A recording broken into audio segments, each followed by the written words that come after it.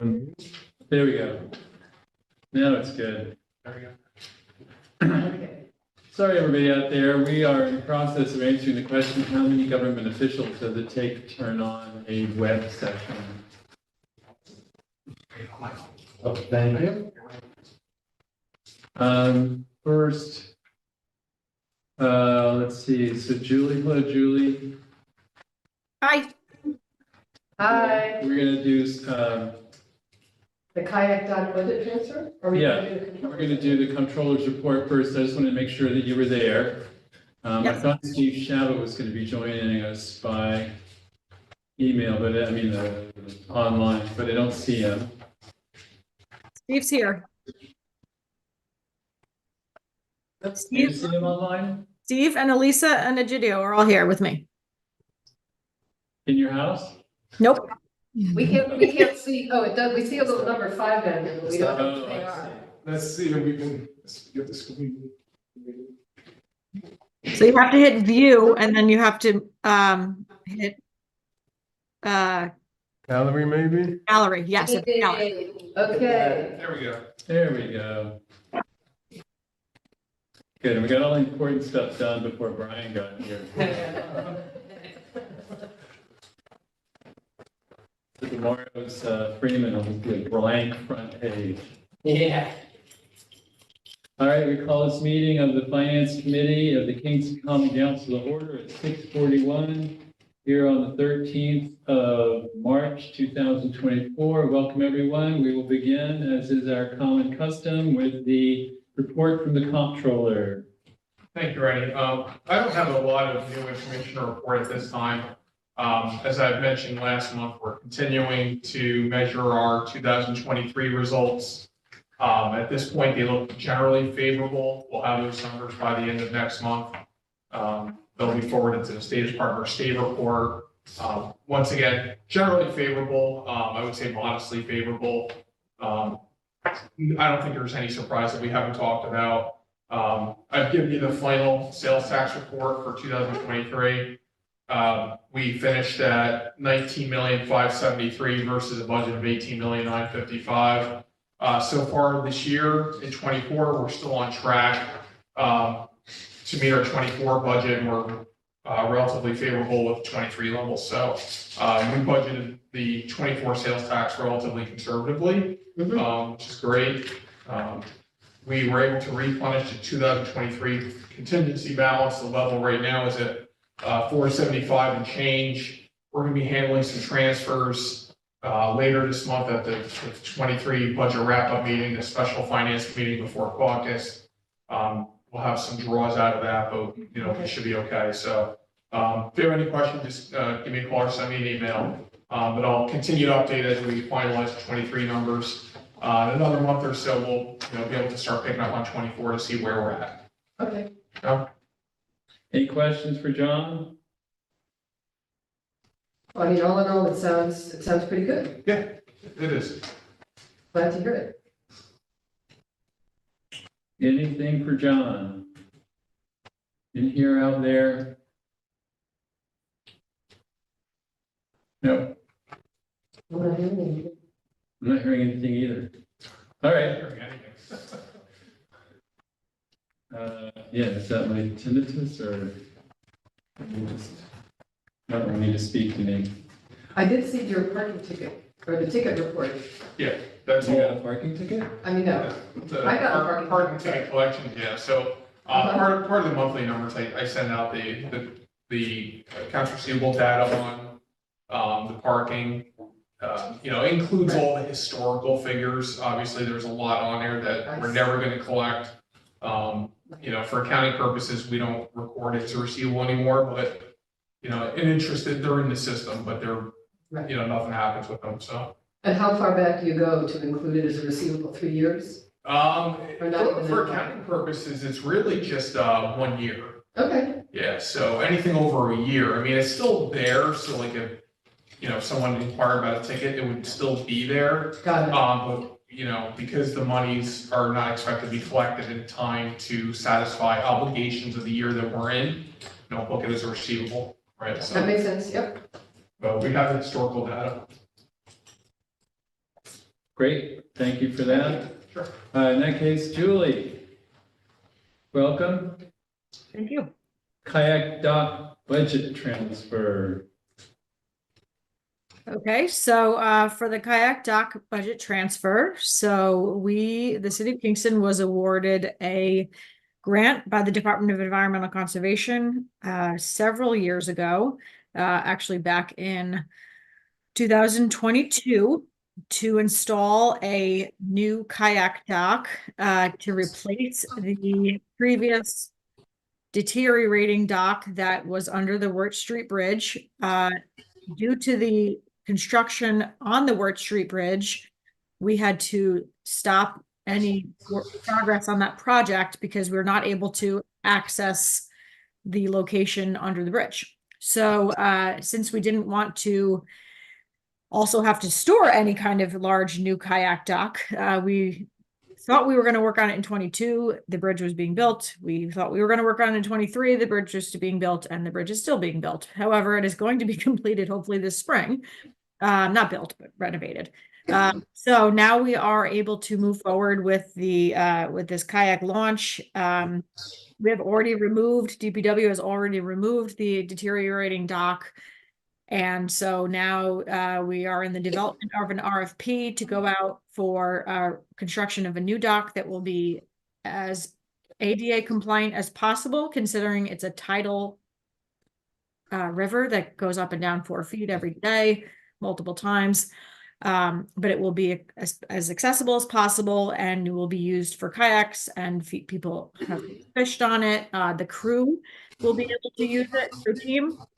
And so this is, since we had put it in last year's actual general fund, we thought we would spend it last year, but that didn't happen. We weren't able to move forward because of the Wirt Street Bridge. So we need it in this year's budget. And so this is requesting to increase the expenditures by 50,000 and increase the revenue by 50,000, having a $0 financial impact to the city.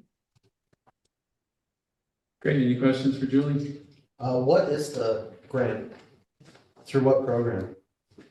It is the DEC River Access. The second river access grant that we have received through them. The first river access grant that we received was able to help us build an ADA compliant ramp at the bathroom at Kingston Point, and also help us to build ADA compliant grills area and other amenities at Kingston Point Beach.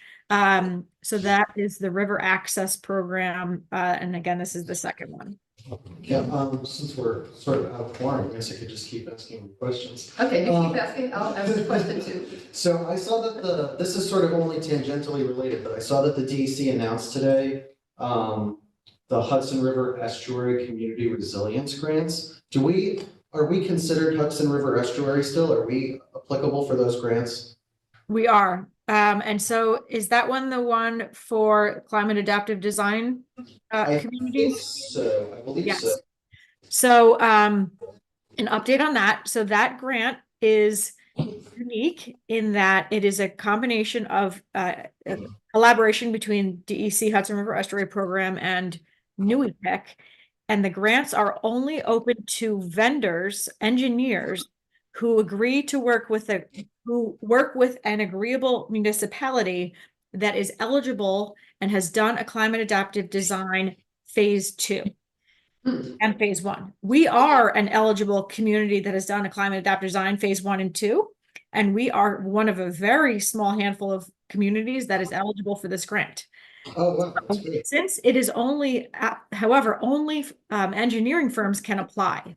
And since our procurement process would not allow us to just say, hey, engineering firm A, we want to work with you. Last week, I put out a request for, what did I call it? Request for interest, request of interest. I can't remember the word that I used. Expression of interest, request for expression of interest. And I sent it to 500 engineering firms around the valley.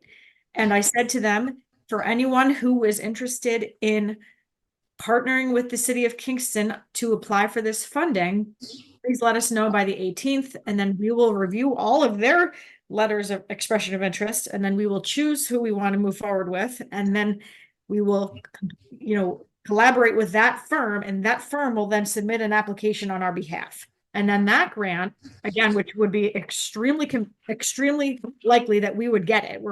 There's a very few number of communities that are eligible. And our project is amazing and like shovel ready if we can figure it out. But it would be for the Kingston Point Beach full reconstruction of terracing the beach so that as tides and sea level rise continues, there will always be an accessible area of the beach. And so this would be paying for the final engineering documents to get to construction level documentation. Okay, Great, wow, that sounds great. cool, thank you. Which has nothing to do with the kayak dock, but since you had asked. No, I'm distracting everybody. Thank you, though, that's. Wait, why are we terracing the kayak dock? All right, So I guess my question was, when would be when would you ideally begin construction during this? Kayak dock? No, yes, of the kayak dock, going back to the kayak dock. Yeah, so so a couple things are happening simultaneously. The RFP Right, for the development of the dock is going to be issued any moment. That will Okay. be out for a month. And then it will be, and we already have a design. So it would be the dock construction firm that would be building the system. My understanding is the Wirt Street Bridge isn't expected to open until mid-year at best. that's what I've heard also. So our goal is to have be in the ready and have this launch, available and ready to put in immediately as soon as it's ready. As soon as the bridge is finished. As soon as the bridge is finished. Okay, sounds great. I'm I done. do have one more question. Back on the kayak launch, is this free for the public to use, or do you have to pay like a docking fee or anything? It's absolutely 100% free. Awesome, thank you. all right then, do we have a motion to discuss this? Well, hold on. The report reads, authorization to adjust offsetting revenues and expenditures in the 2024 general fund budget for the NYSDEC Rondout Creek Public Kayak Access as follows. From the state grants revenue, $50,000, to contracted services, $50,000. So the estimated financial impact would be $0. So moved. Second. Moved by Michael Terry, second by Sarah Pasty. Is there any discussion? Hearing no discussion, I'll call for the vote. All in favor? Aye. Passes unanimously. Steve, do I have your consent to sign these reports for you? You're on mute, Steve. I think he's working on it. Oh,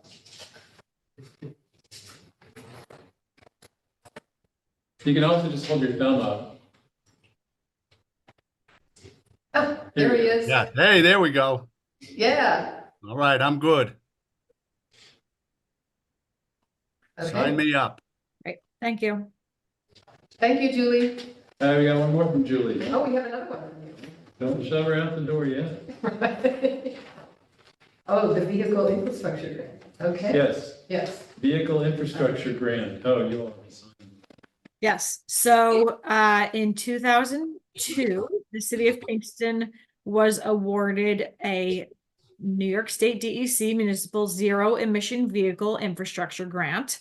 We have received many zero emission vehicle infrastructure grants from DEC over the years. As a matter of fact, there are 9 zero emission vehicle infrastructure locations installed around the city, basically EV charging stations. We've all of them that we've put in so far have been put in with this DEC grant. However, up until now, all of those EV charging stations have been what is considered and called level 2. That's basically a charging station that takes you a lot of hours to charge your car. A much smaller amount of electricity draw, but is effective, if you're parking there for a couple hours, and it's called level 2. Either way, we applied through this round, which we were awarded in 2022. However, it has taken literally this long for the state to work together to get a contract. And so we have been sitting patiently waiting, and this is for a level 3 charging station. So we were awarded $268,644.54, which is substantially more than we get for the level 2s. As a reference, for the level 2s, we only get like $15,000, which is plenty. But this is called level 3. Level 3 is a DC fast charger. It means while a normal level 2 charger would take you, for instance, at my house, it takes me overnight to charge an electric vehicle. A fast charger only takes, less than an hour, 40 minutes maybe, when you plug in. It requires an incredible amount, much higher amount of electricity. But from a perspective of people who are charging, especially if they're moving through the region and need to charge in order to continue on, on a trip, or, if people are in the area visiting, whatever, level 3 is extremely desirable, and there are none of them in the city of Kingston. So this is a grant that we were awarded to install 1 or 2, depending on how much we can afford, level 3 charging stations at the visitor center parking lot, which is no longer the visitor center, but at Lower Broadway across from Mariners. This would be a level 3 charging station, 1 or 2, or depending on how much we can spend. And this, we didn't know when they were going to give us the contract. They are now. And so the request to you all is for the authorization to accept the grant and expend the funds. In this case, there are a lot of expenditures that need to go for this project. $268,000 of grant money, which goes to everything towards the actual buying the actual unit or units, upgrading the electricity there, and working with Central Hudson, an incredible amount of electrical supplies, paying for the electricity for a while, all these different things, and the labor. And so we have decided to put this through as a capital account as opposed to going through the general fund. So the resolution is to authorize the expenditure, to authorize accepting the grant and the expenditure of the funds. Any questions? Well, You go first. Me? So I guess the question I have is when, since it's going to be taking more electricity, will there be a charge to the people there who use it? As there are in many charging stations, so that will help pay for the cost of Yes. the electricity to the city.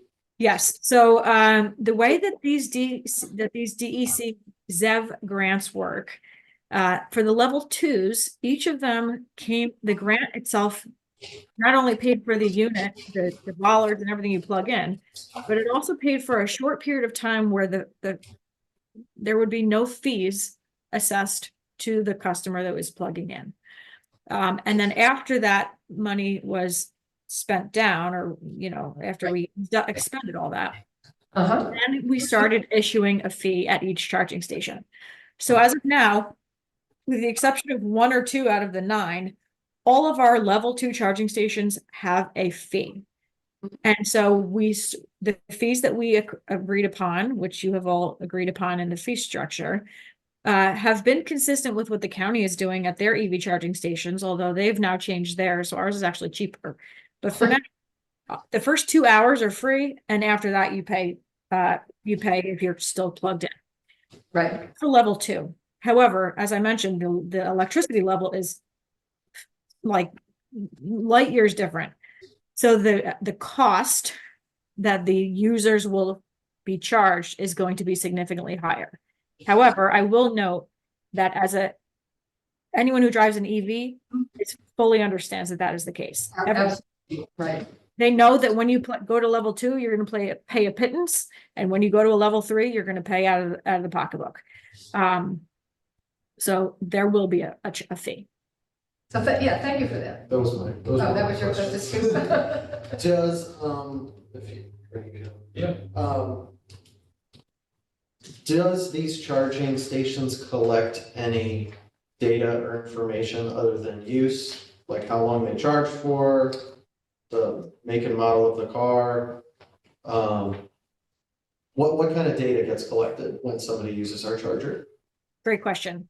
So right now, all of our charging system uses a software and a platform called ChargePoint. It is not the only EV platform. It is the one that we have been using thus far. The county has some ChargePoint. The county has some other ones as well. But we do use ChargePoint, and ChargePoint has a portal, and we are able to collect and do collect an incredible amount of data. And every year we put together a fleet network report, and I can circulate it with all of you. My colleague in my office, Ellie Gartenstein, finished ours 2 months ago for all of 2023. And I'll circulate it too, but just as an overview, it includes how many drivers, how many unique drivers, how many individual cars have plugged in, even if they're not unique drivers, how long they plug in, how long they're charging versus how long they're idle, how much energy they're drawing, how much they've paid. I can tell you individual unique user IDs. I can tell you if, John Smith plugged in at Cornell Street or Prince Street or whatever. I can tell you across our different stations, whether it's, we also track municipal vehicles. So our municipal fleet, of which we have a good number of electric vehicles, over a dozen, maybe even 2 dozen, they are waived from any fees. So if a city employee parks at an EV charging station, they don't have to pay. But I can tell you how much our city fleet plugs in, how often, how much the public is plugging in, how often. I can tell you instantly if it's down.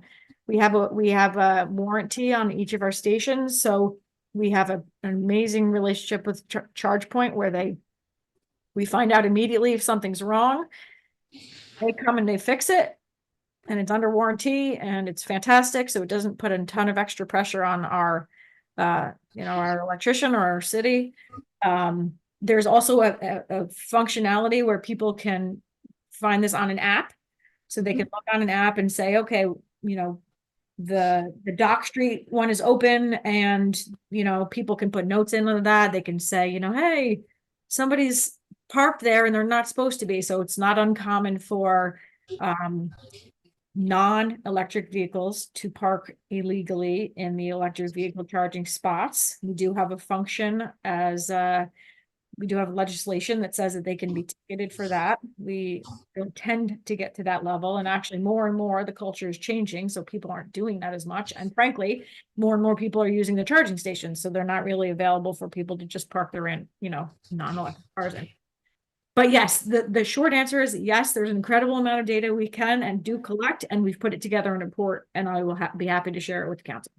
That'd be great. But, Thank you. Julie, that data is disaggregated, or in other words, we just collect the data. We're not collecting, like attaching it to specific people and license plates and car owners and things like that.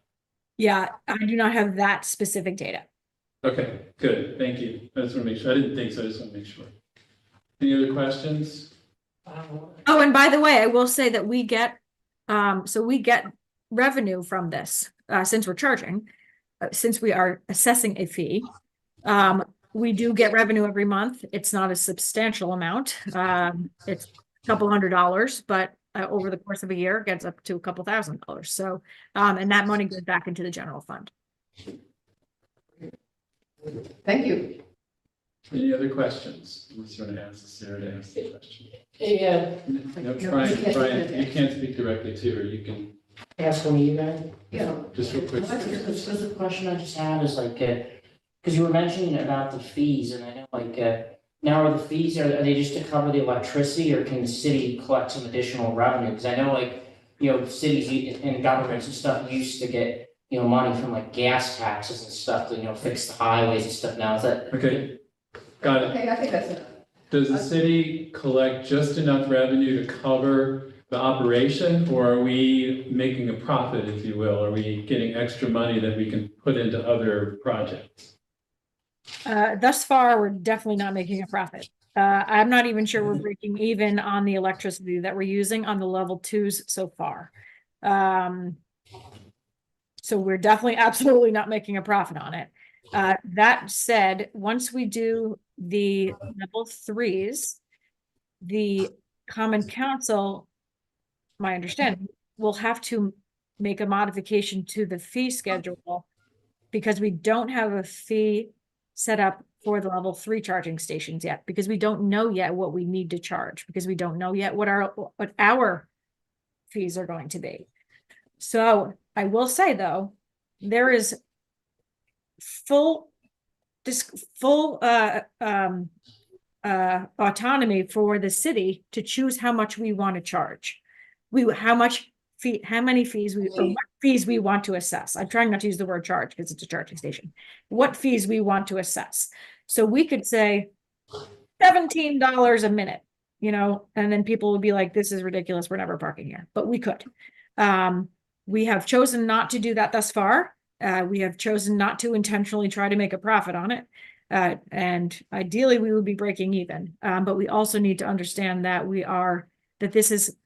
there's multiple reasons why we're doing this. And one of them is to enable the transition away from fossil fuels. And by, making sure that we are providing incentive for folks to reduce their fossil fuel consumption and switch over to electric vehicles. So the short answer to this question is we're absolutely not making a profit. And it's probably going to be really tight with the level 3 charging stations, that level between like, how much do we have to charge so that people will still park here, and how can we make sure that we make back our money that we're paying on the electric?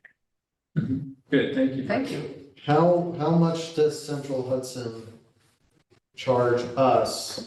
How much money does it cost to make an electric vehicle fully charged? Just have a hybrid or an electric vehicle?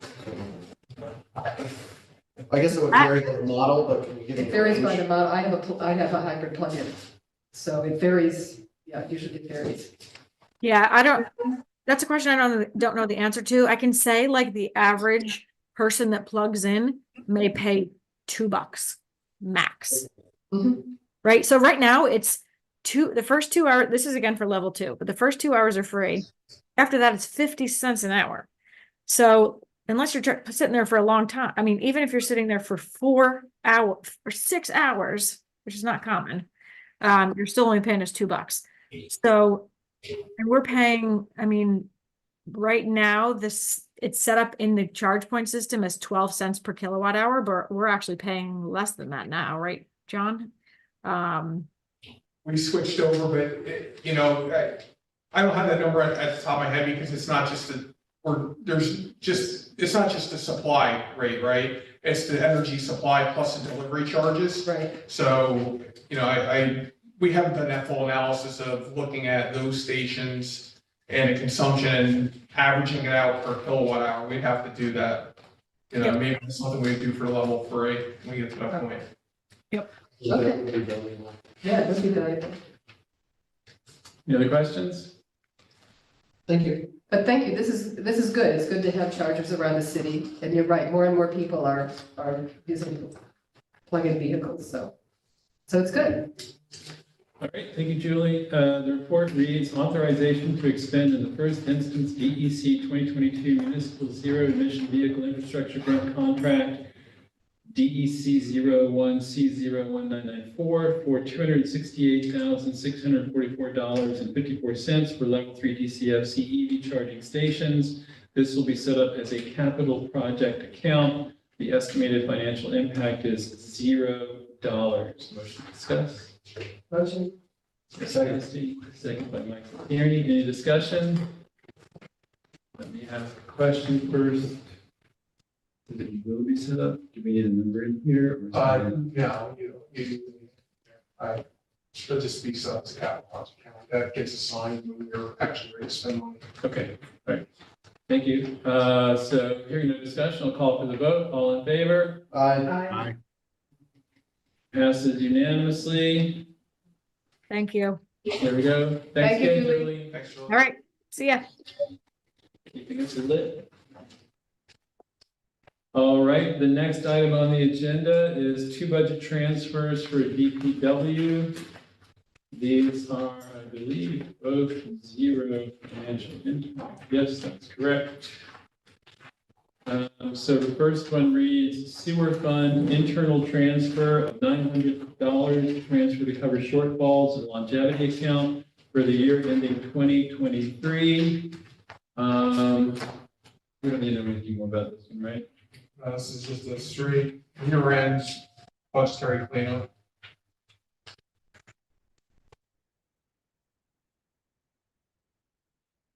Any questions from anyone? Nope.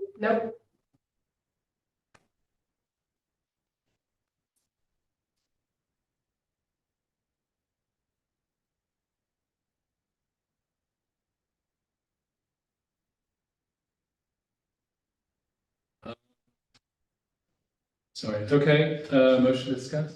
Motion. Second, second by Michael Tierney, any discussion? Hearing no discussion, I'll call for the vote, all in favor? Aye. Passes unanimously. Okay. Second one, also from DPW, Same story here. same story, different amount, not different amount. General, description is general fund, internal transfer of $12,187.87. Transfer to cover shortfalls in accounts for the year ending 2023. Do we have a motion to discuss? You can go this time. So moved. Michael Tierney, Second. second by Sarah Pasty. Any discussion? Hearing no discussion, we'll call for the vote. All in favor? Oh, I actually did a question. What's the question? Is this information shared with Immigration Custom Enforcement Services? With the general fund thing? Oh, wait, am I on? Cover the No, purchase of replacement live scan system? Yeah, hold on until we get to Chief Tinty. no, we're Oh, not did I there say- yet. Well, This is, yeah. we're- We're on the second, sorry, second DPW one. Am I vague? Sorry. So retract your question. I retract my question about, the general fund. Yeah, in DPW, people have to self-report. Oh, okay, great. The pipes. All right, then, I'll call for the vote. All in favor? Aye. This is the DPW transfer. All right, All right. now, Chief Tinty, are you in the house as it were? Yes, Or are you in the dog? and of course the dogs are barking now. Yeah. All right, well, thank the dog for me for making that joke work. All right, tell us about these replacement units, the live scan fingerprint system. Sir. I'm sorry, the first transfer you want to talk about, Randy, is which one? The one that I have is the live scan unit fingerprint system.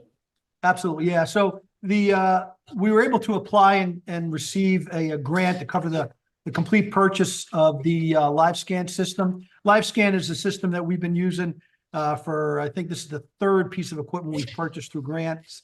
Every so often, about every 7 years, the state puts it back out because obviously the tech runs end of life.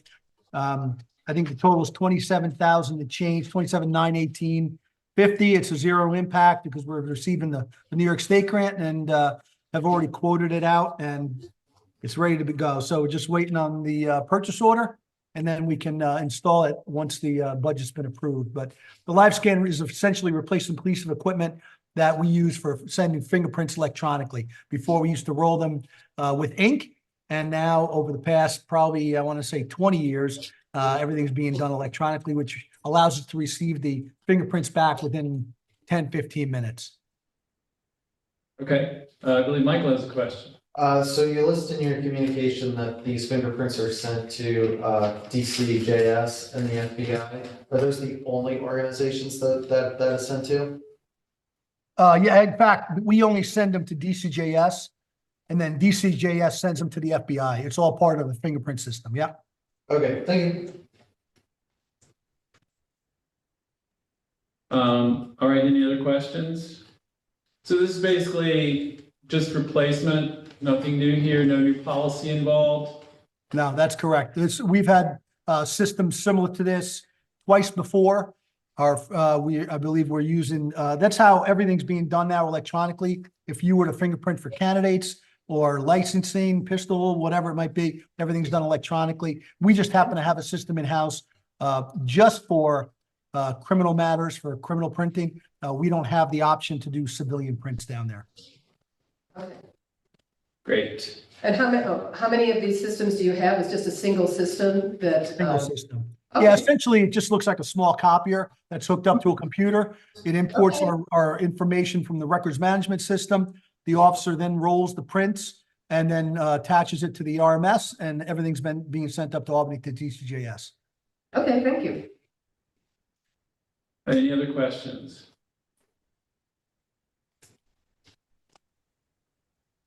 Hearing no questions I'll call for motion to discuss. Motion? Second. Sarah Pasty, Michael Tierney. Is there any discussion?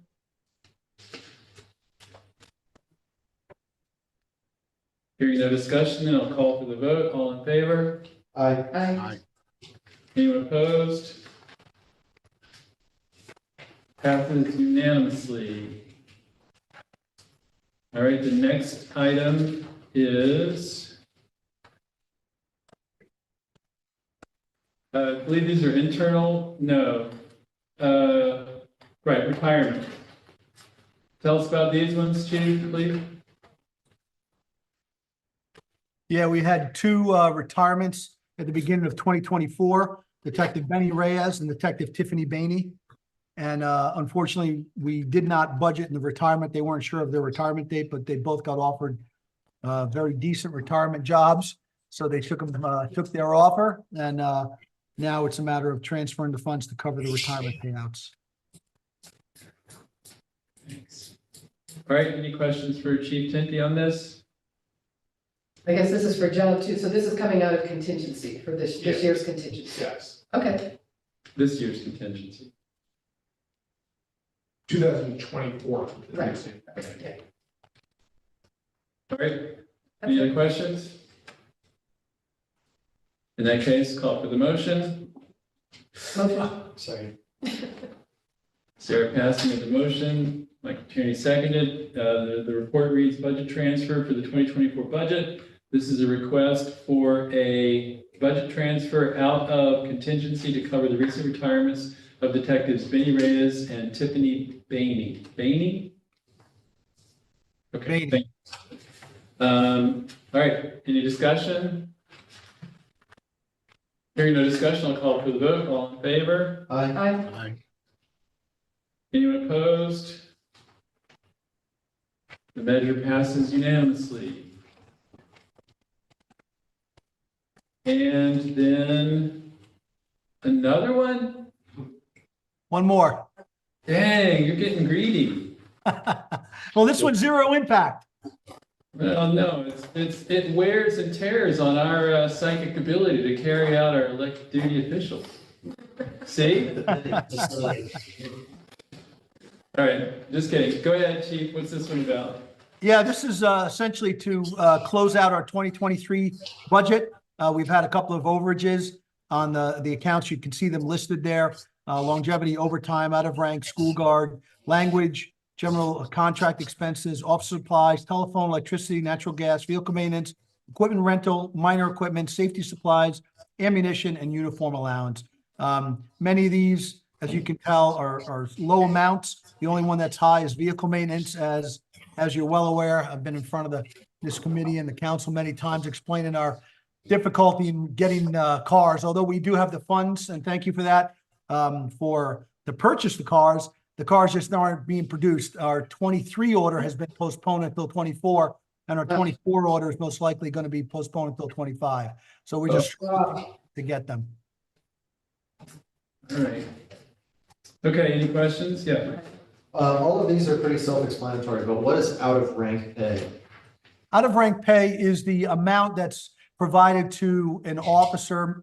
In most cases, 90% of the time, 95% of the time, it's a sergeant who receives out of rank for the duties of a lieutenant.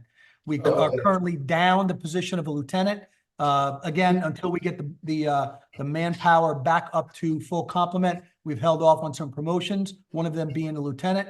So the midnight shift right now, those sergeants rotate through, and when they work on those days, they get the out of rank as lieutenant. Okay, thank you. Posted out of whack pay. All right. Sorry, where were we?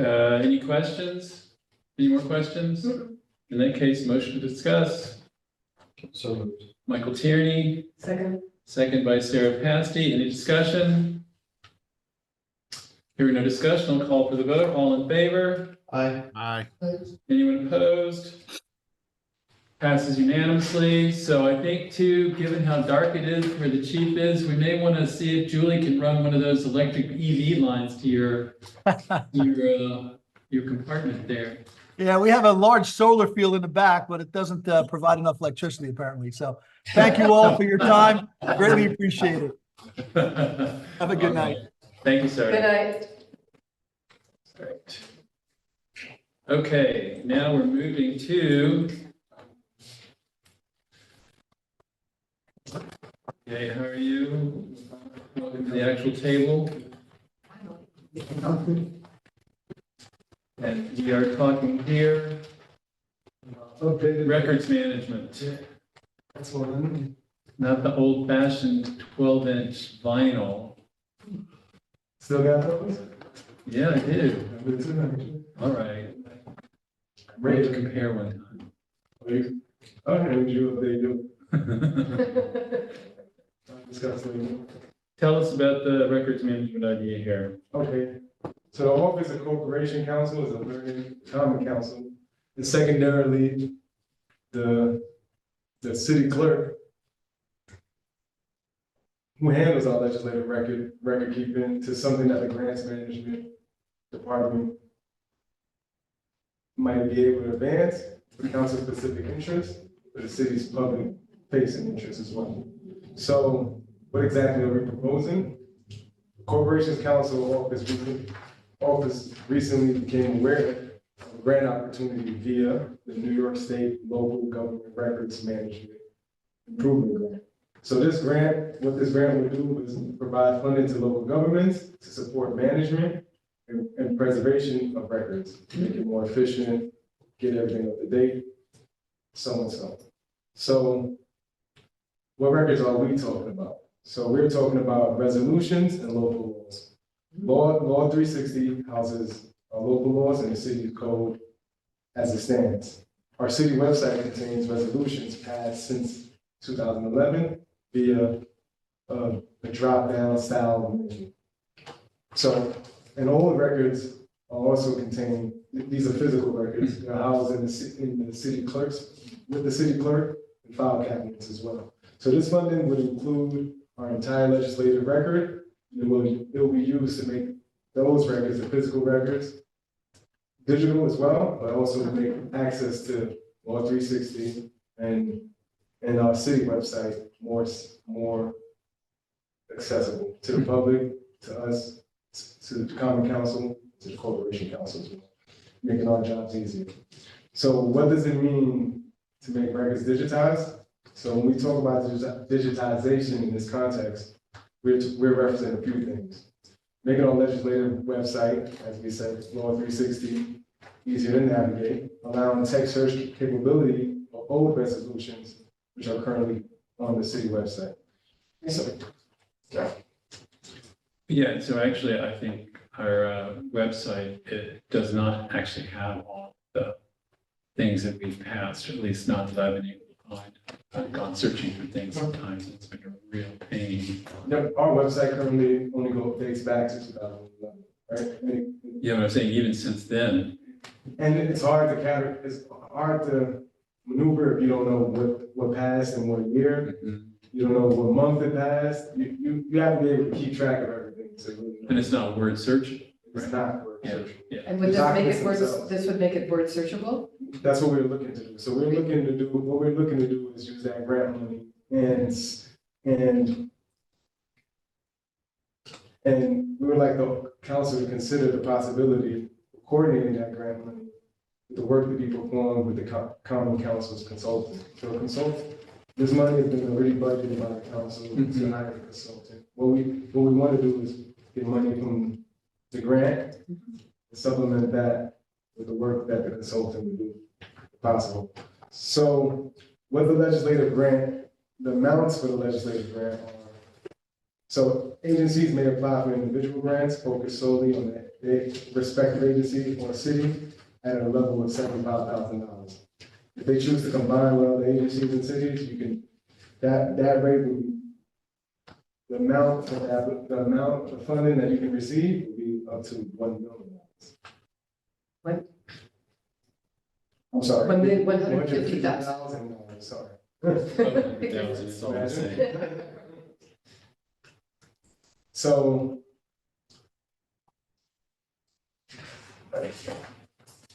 And so is, I can you finish. Like, just the last point, again, the council has already appropriated funds to hiring the consultant. So we're exploring the possibility of supplementing this grant opportunity to further that.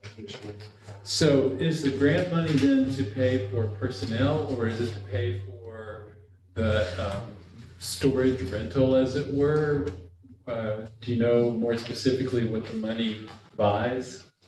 So the money could be used for personnel to update the management, to update the management, our record keeping without our personnel, just to position our money towards, as you mentioned, just towards upgrading it without hiring consultants. But what we're looking to do, since money's already been appropriated to a consultant, is we're looking to appropriate that, supplement that money. The money already, the grant money already appropriated for the consultant, common council's consultant, looking to supplement that with the legislative grant. Okay, and then would there be software then? I'm assuming there would be some kind of, So my specific acts, the specific current acts would be to create a subcommittee to work with key stakeholders, and maybe we could table this issue for a future discussion. Yeah, I had the Sarah? same question that you did. Does this involve any sort of a upgrade to the current software as well? So then there would be the upgrade, the implementation, and I presume there's probably a match, and that might be the personnel that are already in the budget. That's Yes. sort of the general idea. Yes, this would be able to cover, this is the general idea that it would be able to cover. The grant itself would be able to cover that as well. So that's what, yes. Yeah. Okay, and are you thinking of applying for the individual grant or the shared services grant? Which level, or you haven't figured that out? We haven't figured that out, but Okay, it's open to, we're open to both, but my understanding is most likely the single. the single one, right? But we haven't figured it out yet. So is individual meaning the county clerk's office or not the county clerk, the city clerk's City office? Or city of Kingston as a whole? Because It is. they all City the Kingston departments has a- have their own records that they need to keep. So all of our records going back to 1872 are stored in this building? Yes, so we have old records. Incredibly dangerous. I mean, yes. And so would the goal be to, in addition, once it's digitized, we still are obligated to store most of these things physically? Is it to, contract with Iron Mountain or contract with the county for use of their archives? we're sending it to John's house. We do have some records at the county, I don't know. I think anything What the before extent of those 1810 records is are, technically but there are a lot of records here. I don't know all the records are at the county, but we do send boxes to the county, so we already utilize some storage with the county. Yeah, I just got a tour of it, that's why it's fresh in my mind, but it's climate controlled, it's fire sealed, it's all these things that I'm sure that Filling they, up. it is filling up too, so I doubt they want us there. So maybe something we have to think about. What I would say is that the grant itself is for record management. It doesn't, it doesn't specify whether we we want to make it digital. We can use it to improve on our record keeping of physical documents as well. Just make. Digitization is a very time-consuming process. Oh, yeah. Yeah, and so that, I think that's a So separate that's a question, is whether separate- we would digitize old records going all the way back. Yes, we're looking to digitize. But maybe not through this grant particularly. This is about management as opposed to Yes, digitization. that's my understanding. No, from my understanding, this grant could be used to digitize old records as well. Oh, okay. That's what yes. It's pretty broad, right? Yeah, that's right. So in other words, as many records as you can digitize with the available funds. Okay. 75,000. It's a lot of records. I was gonna say, it's a lot of revenue. Yeah, but I agree. I mean, I know there's a lot of manual records here. I mean, we know, if you work here, you know where they're at. There's vaults, you have upstairs and, it would be nice to digitize some of these old records, A lot of the newer records, I feel like now are more digitized, right? Like recent records, especially, for offices, but, we use computer systems for most things, but there's a lot of old records in our. But a lot of our legislation, none of our legislation is digitized in an easy to access format. Yeah, That's different. Yeah. which is the main focus. Yeah. So is your vision of this subcommittee to kind of make those priorities? Like, are we prioritizing public access to existing and new records, or digitization of old records, or storage? Is that what your vision of the subcommittee would be? Our vision is the first priority is to make our digital website more easily accessible. Again, with the separation, Law 360 separates new laws in a different bracket, separated from the whole code itself. So that's hard to follow. Yeah. Right? Yeah, it is. Have you all been to Ecode 360? Oh, yeah. Not Yeah, easy. It's not easy. And we have a city website as well, which isn't easy, doesn't categorize things. There's not a database. Right. So There's a hamster wheel that city employees have to run to make it work. basically, right? That drop down menu seems like that. So what is this request asking us to do as a committee? So the request is asking. Exactly. Why didn't Andrew give us the laws and rules? Because it's about money. So It's about records. the request would be for the council to create a subcommittee to Okay. work with key stakeholders, figure out the issues, what's the best way of updating it, but the best way of coordinating this legislative grant fund with the new consultant and their job description, I see. things that they have to do. So this is really about process at this point. It's not about They're any not fund asking for allocation. a- Is there a deadline on this There's a particular committee. grant application so that there's a time frame within which this committee would be working? So again, so we missed the initial, for the most recent cycle, we missed that deadline was March 11th. So this was first proposed from the Corporation Counsel Office to the grants department about February 27th. Yeah, it's not a lot So of not time. enough time to No. get everything together.